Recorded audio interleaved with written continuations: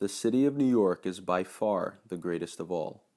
New York City culture is one of relentless ambition, filled with people whose drive knows no limits, and these are their stories. This is New York City Pulse.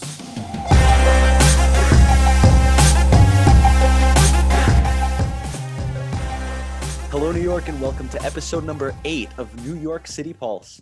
I'm Zane, and today we have Carey Davis on the show.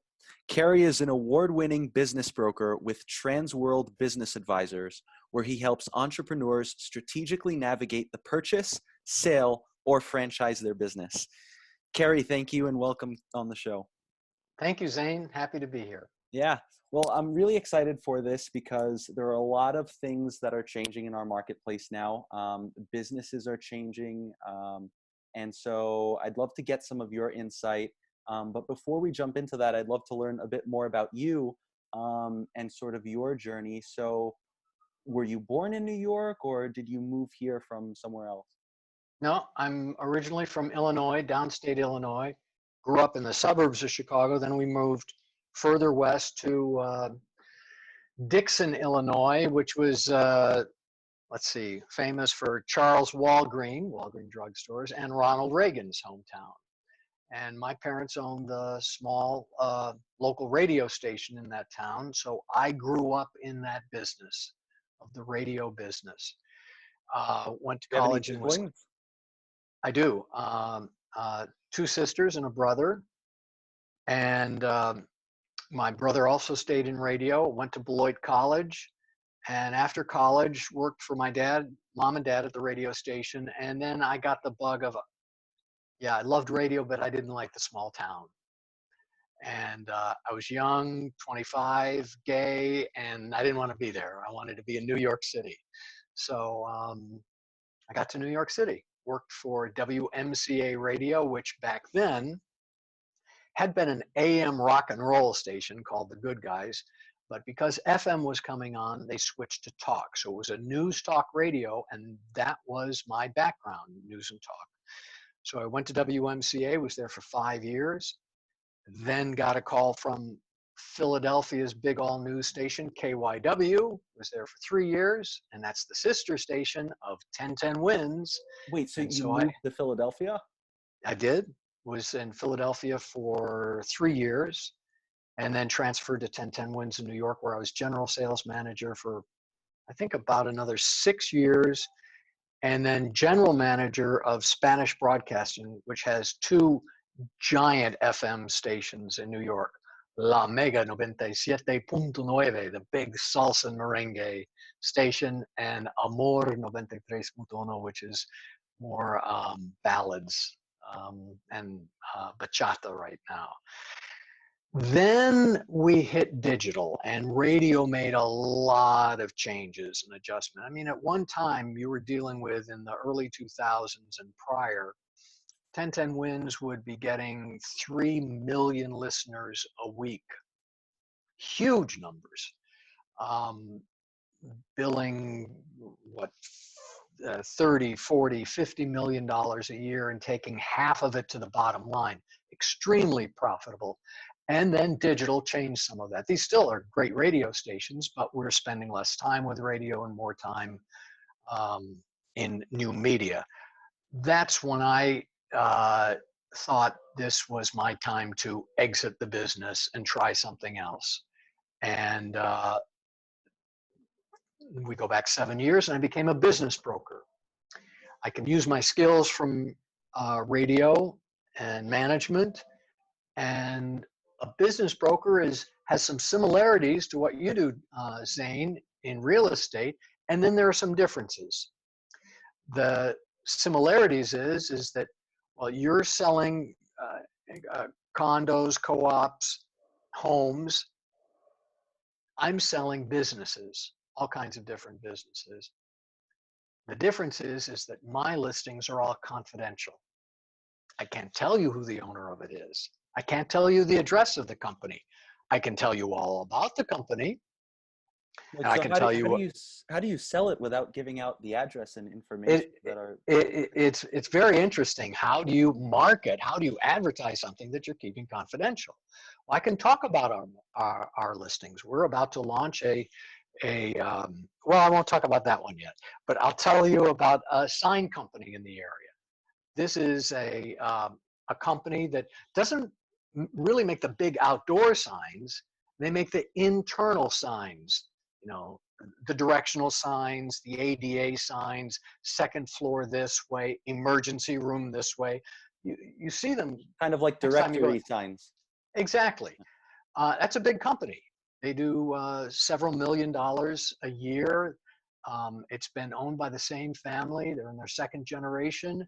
The owner has worked there, and the owner has decided they have 2 teenage kids, and she's had enough. She wants to sell it. I have a listing in Hunts Point for a wonderful produce company. They bring in, well, you name the produce, they bring it in, from avocados to lettuce to spices, etc. And what's the reason the person's selling that business? He's a young guy, he's a new father, but he's from South America. And he and his wife have decided they don't want to raise kids in New York. So while I'm selling businesses, it's interesting, the key to the deal really is personal. What is the motivation of the seller?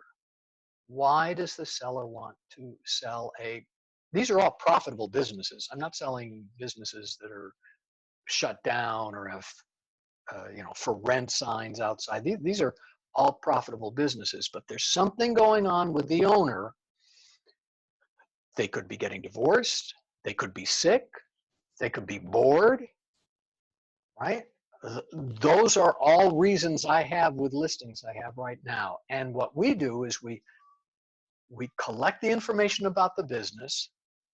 We recast it. What does that mean? Well, through these are small businesses I'm talking about, valued under $20 million, which is a lot of money, but that's the definition of a small business.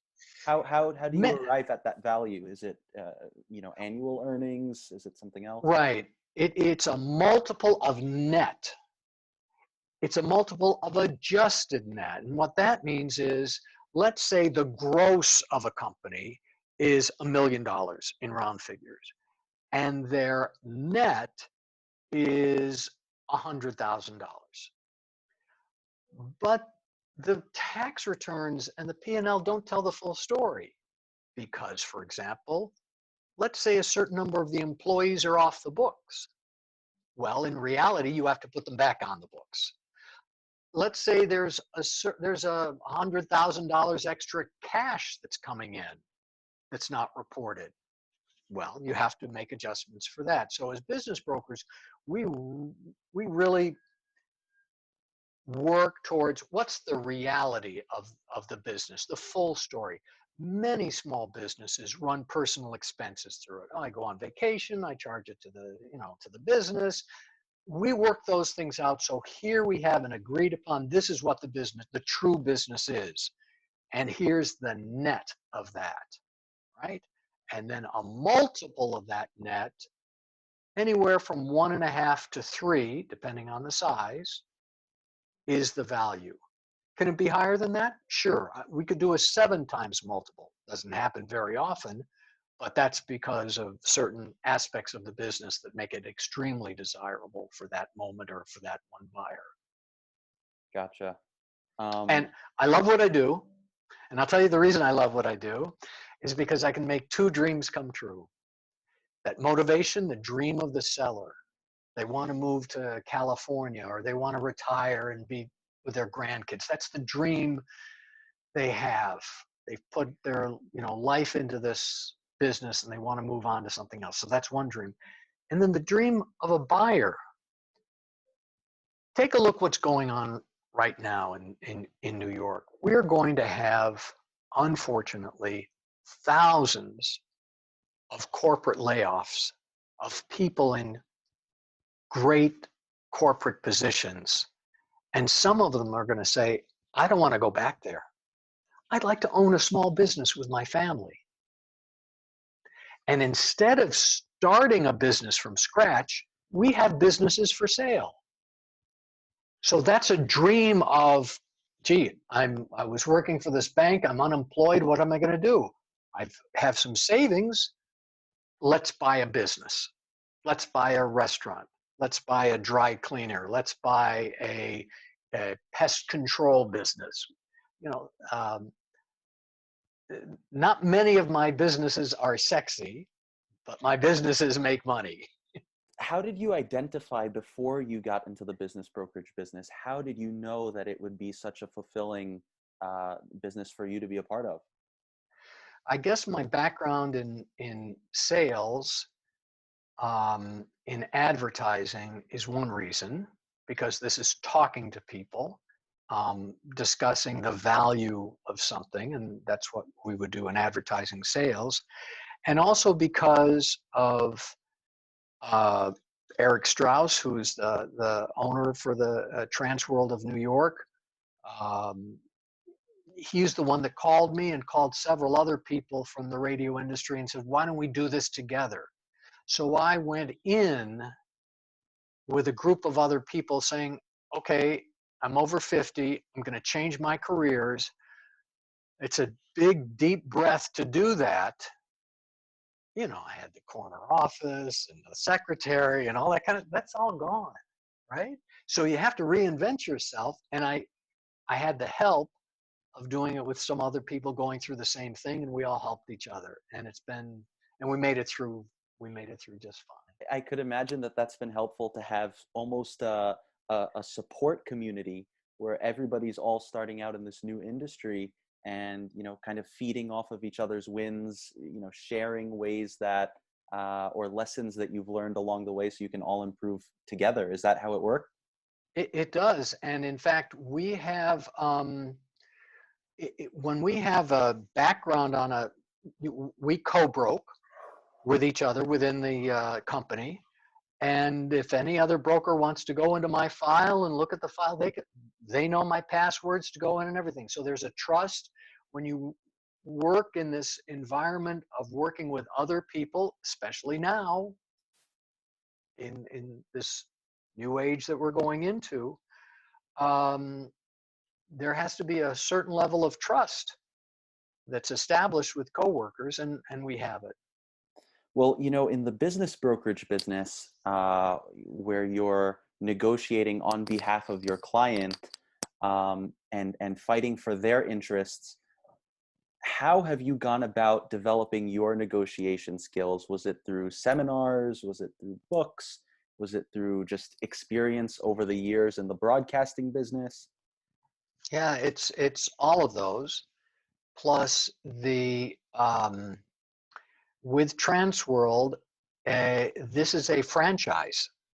So a franchise also has the support from headquarters and the guys who started the franchise, who are a treasure of information and always available. So I come up across questions I've never dealt with before. There are people I can call to help to get answers for. Another area is that this is kind of a difference between real estate brokers and business brokers, is that while we co-broke occasionally, but we're happy to, but normally I'm the only broker in the deal. I'm the broker for the buyer and I'm the broker for the seller. Now that doesn't happen very often in real estate, but it does in our business. My fiduciary responsibility is to the deal. That's my responsibility, is to that deal. So I'm trying to bring both buyer and seller together in a deal that makes sense for both. But how do you navigate those conversations? Because I mean, the buyer wants a certain set of terms on one side, and sometimes the seller has their own idea of what the price should be, what the turnaround time should be. So how do you go about bringing those two opposite sides together to solidify the deal? Because deals are done with good people working together. That's how it gets done. and I added that good people working together. If the seller is motivated through those points I was saying, that's critical, because I've seen if sellers aren't that motivated, it's not that likely it'll get sold. We sell about 1/3 of our listings. I don't know if you consider that a high number, a low number. I think it's low. Some people have told me, wow, that's high. But the biggest reason we don't sell something is that it's been priced too high. So we can work with a seller and say, if you want to, here's the price that you're asking. This is where the buyer is coming in at. Here's some ideas that we can get there to make it work.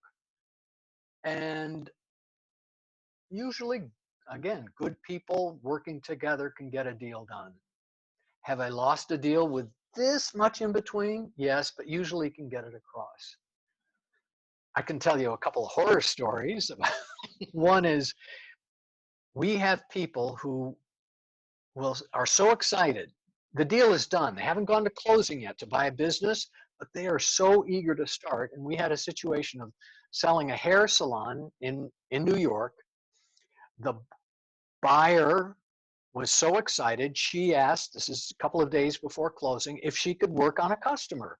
And the seller said, sure, go right ahead. She butchered the hair job. Oh, no. And said, I'm not made for this. And killed the deal. Jeez. So that was a lesson that we learned. A buyer's not going near running that business until after closing. I don't care if it's a haircut, doesn't matter. Right. Speaking of haircuts, it's been since March for mine. It looks good though. I like the way it looks, and the beard looks great as always. Also, There's come out of the womb with this. I mean, when did you grow the beard?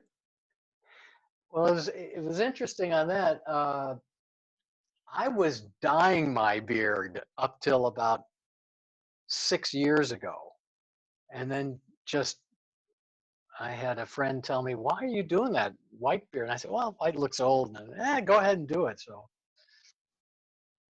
that's when I started getting into that hobby or the other.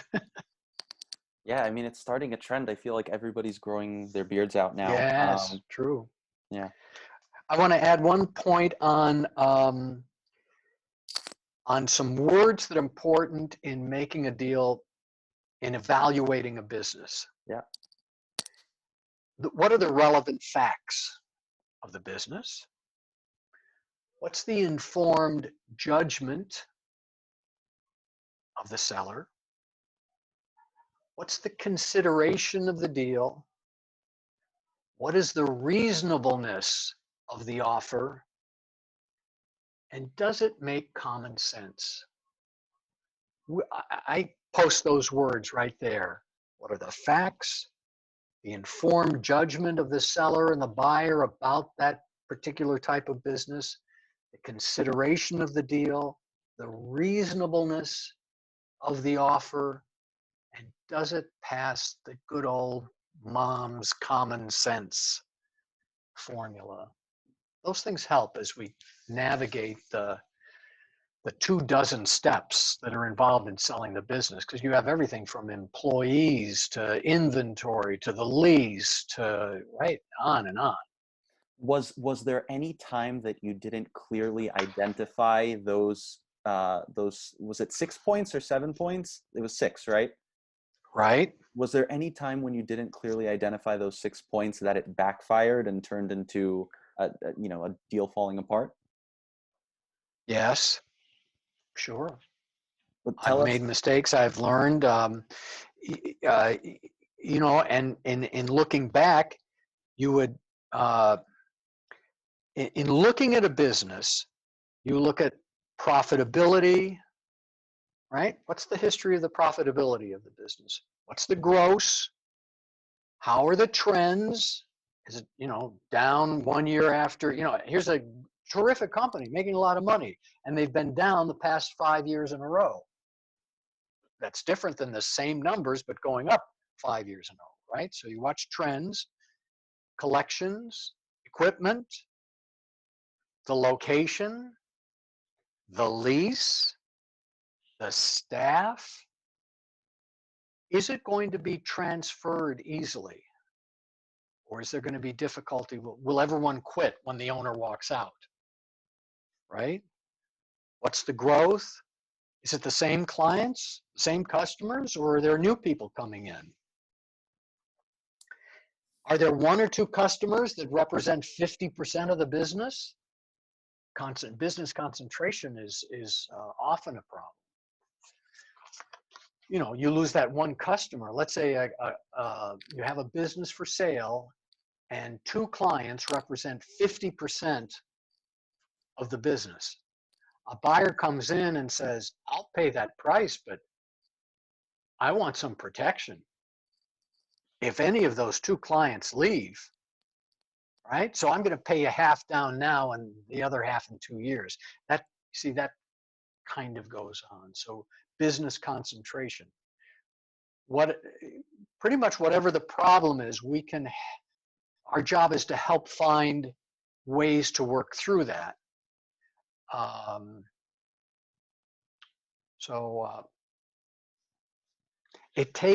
This is not fast. It takes on average 8.5 months to get a deal done, to sell a business. Mm-hmm. And you're doing it, confidentially. And so how do the employees react when they know that the business has been sold?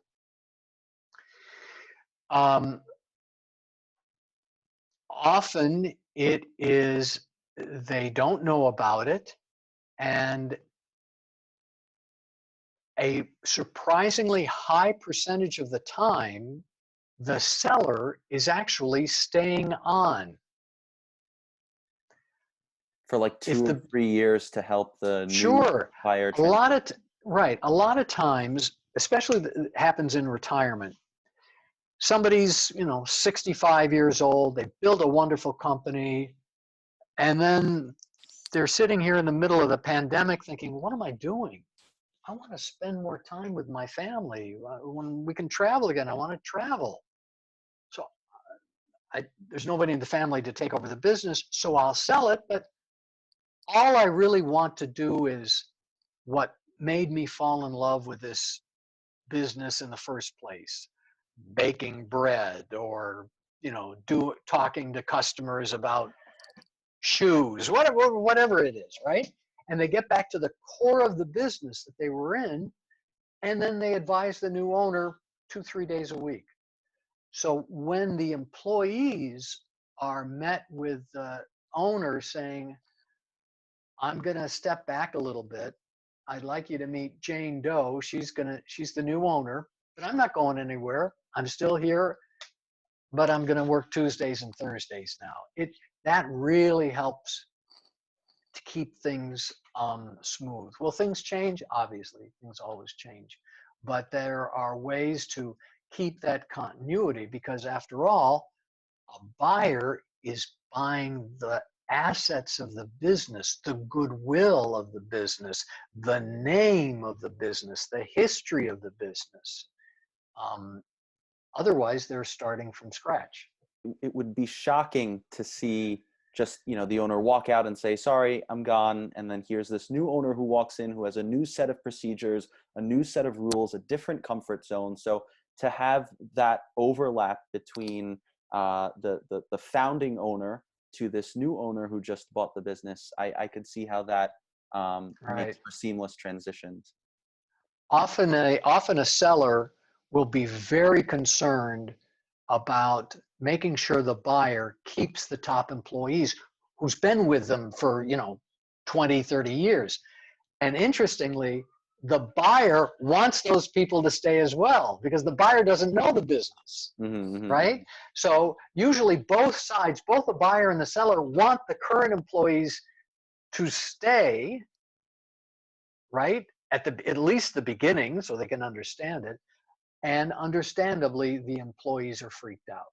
While we're on the topic of buying businesses and transitioning, with this time that we're in now, are you seeing people who are in, the same industries trying to buy out their competition? Do you see people moving out opportunistically like that? Or do you see people, reaching out, trying to sell their business and transition? Um, I haven't seen the latter where someone is calling me saying they may not use the broker. They might be just calling up their competition to buy them. I don't know.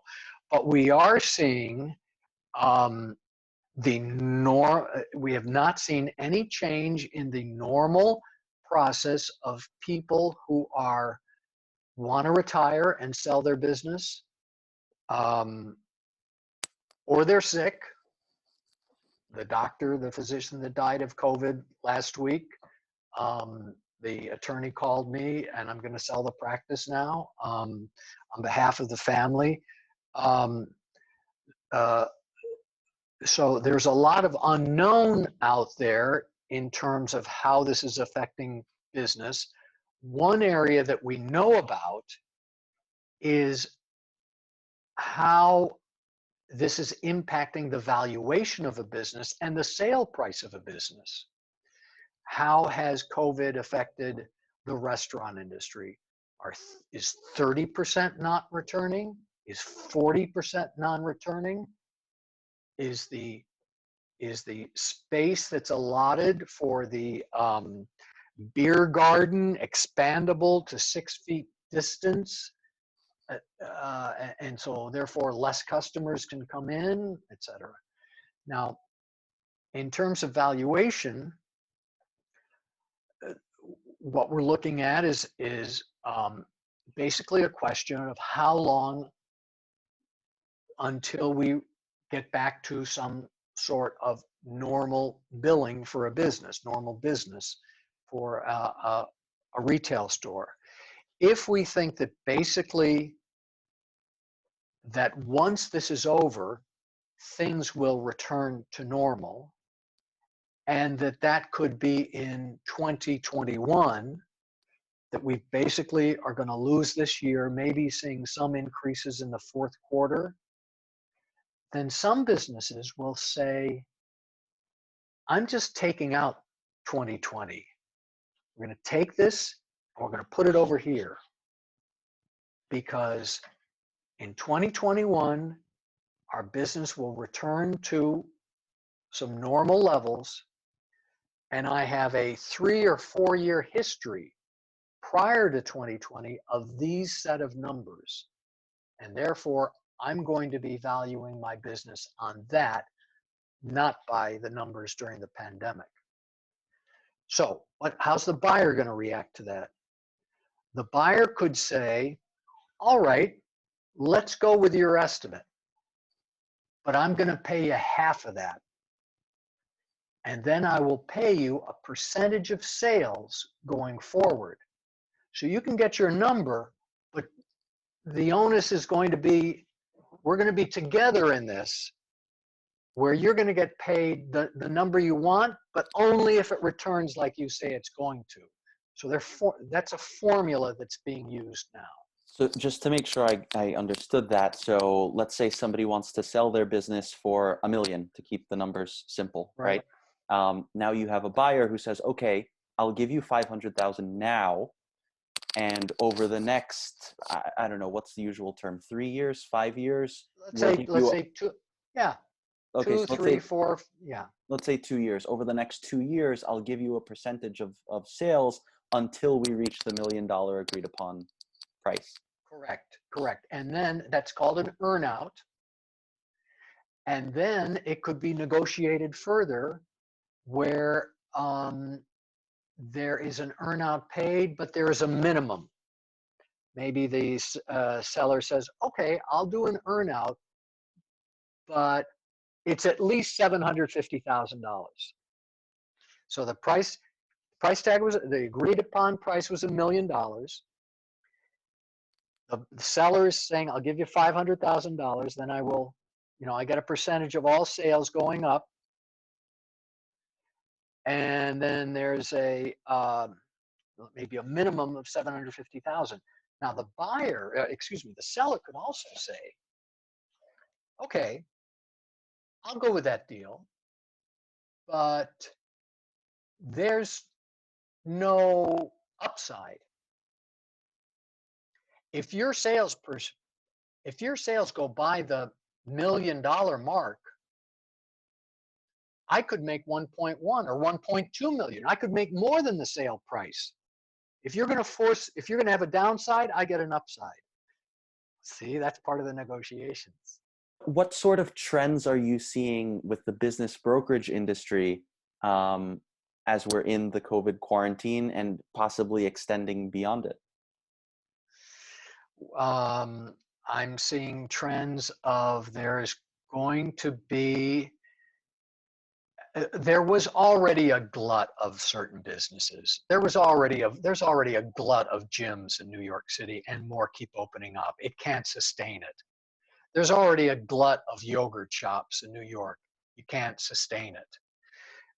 So there is going to be a winnowing out of a lot of good businesses owned by good people, unfortunately.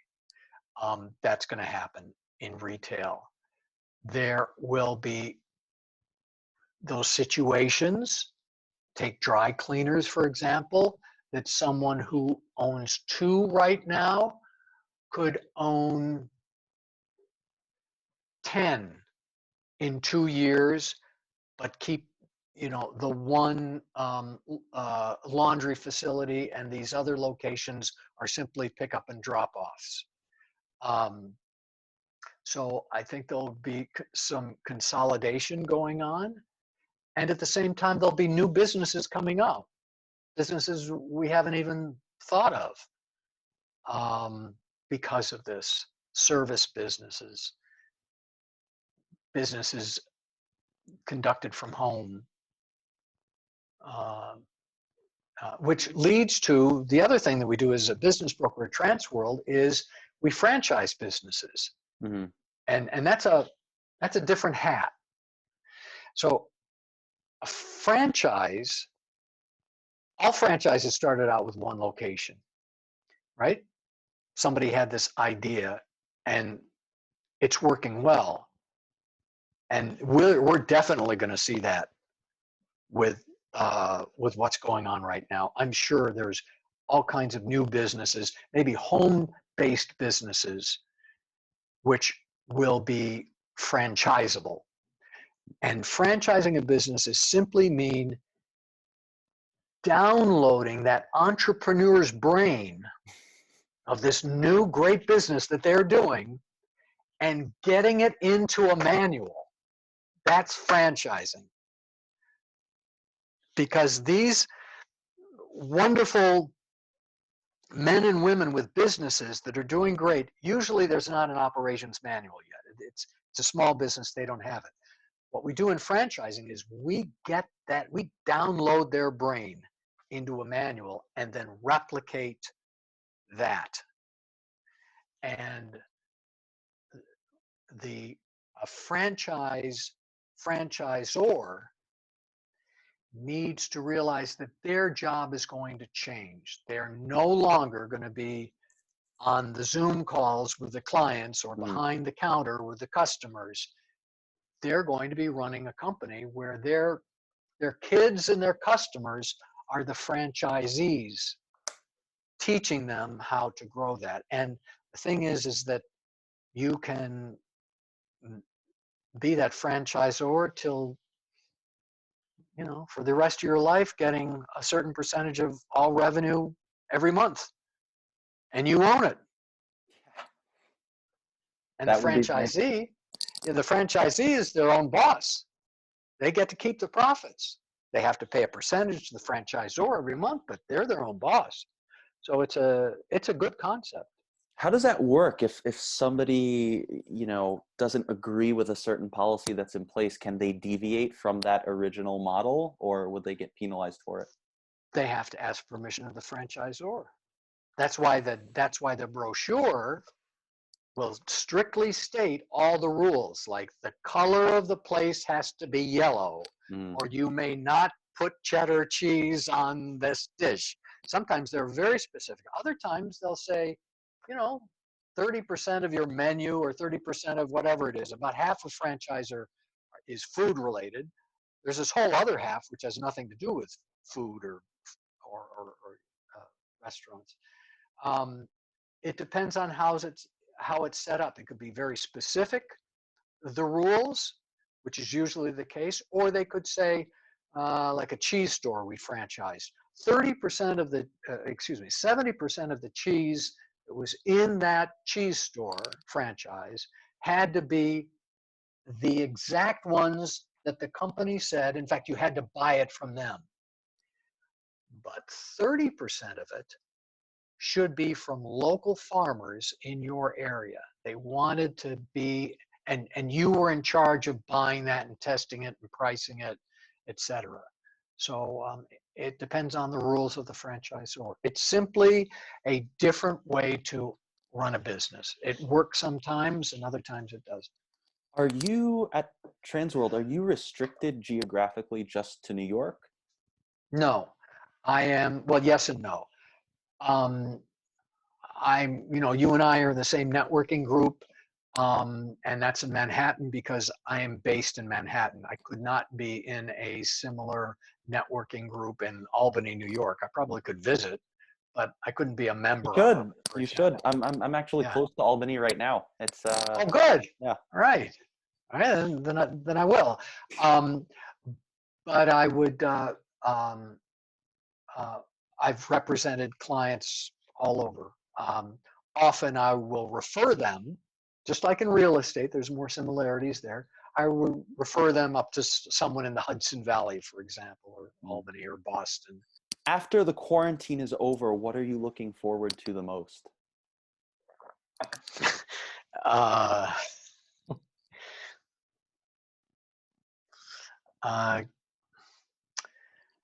Seeing how we come out of this as better people in all kinds of different ways. Talk to me about that. Elaborate a bit. It's just, I'm looking out the window now, and how many days has this been beautiful, clear skies? And us checking in with each other.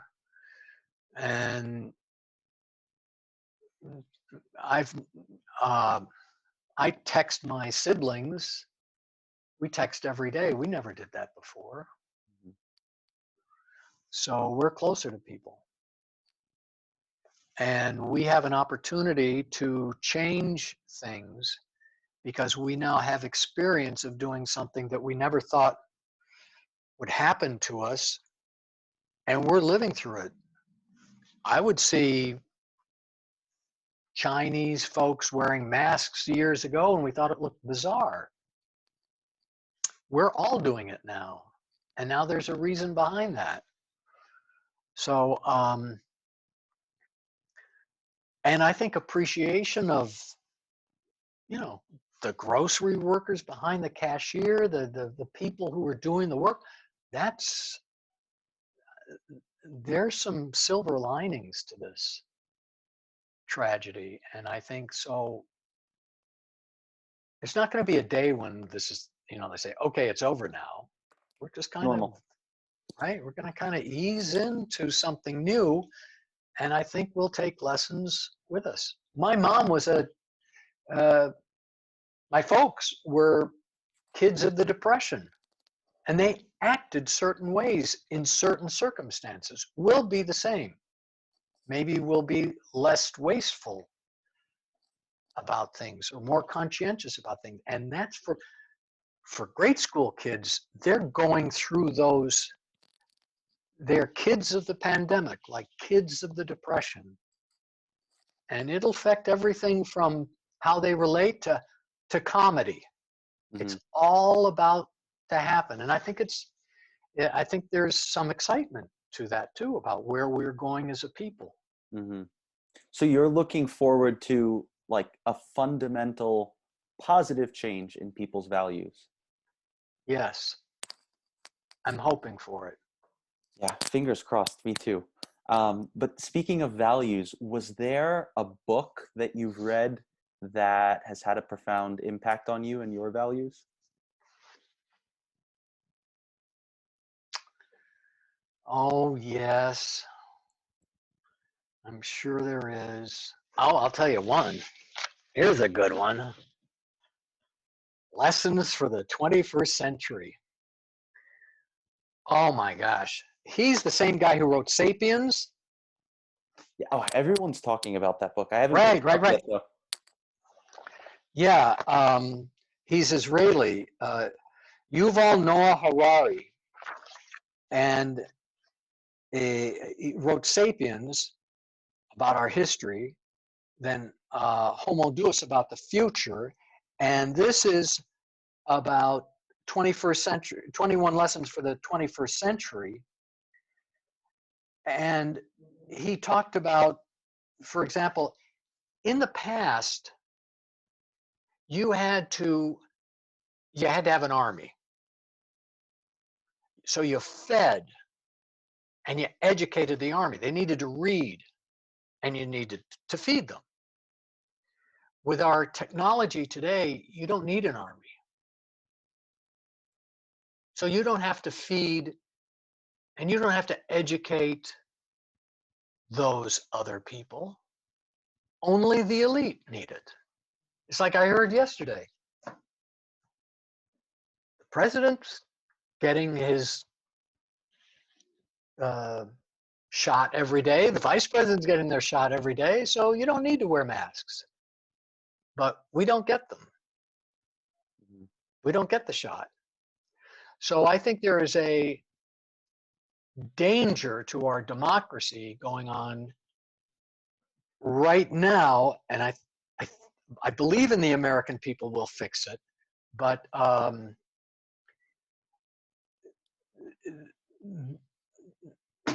this book gives some plenty of warnings, but also shows some good opportunities for us as well. So I will add that to my reading list then. yeah, And glad I had Sapiens. it I need to pick nearby. that up too.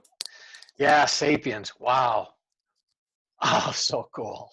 You know, we can't go to Barnes and Noble though. You know, like Barnes and Noble was like my sanctuary, the one on 14th Street, Right. well 17th Street.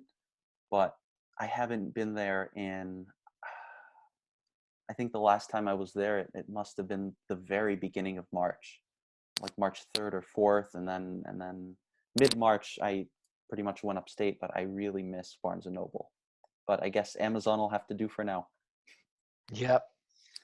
What about a quote? Was there a quote that really resonated with you that you've held close to you and that helps you Yep. guide your values? Yes, it was my dad's, and I'm going to say it to the group, and it is, I think, applies to right now, and it has to do with the discipline of what we're going through to survive what we're going through, literally with the pandemic, and then onward to being, pioneers in the future, and that is freedom through discipline, the self-discipline that we have to deal with ourselves and our loved ones and our neighbors and being conscientious right now, that will give us freedom. That will liberate us because we're paying attention and we're disciplined about aspects of our lives to get through this. So that's a quote I would throw out. Gotcha. And is there anything that you would like to promote right now? Anything that you're working on that you'd like to raise awareness for? No, I would like to. I would like to say to the people who are watching who know you, is how much I believe in you. And from the day I met you, I said, "Wow, this guy's going to be really successful." Thank And you. so I want to say that to you, my friend. Thank you, Carey. Thank you very much. And final question here. Final question. You ready? Yep, all set. All right. Carey Davis is Finished. finished. Carey Davis is finished. I love that. All righty. And with that, we'll end. Carey, it was a pleasure. Thanks for coming on the show. Thank you. And we will see you on the next episode. Ciao. Ciao.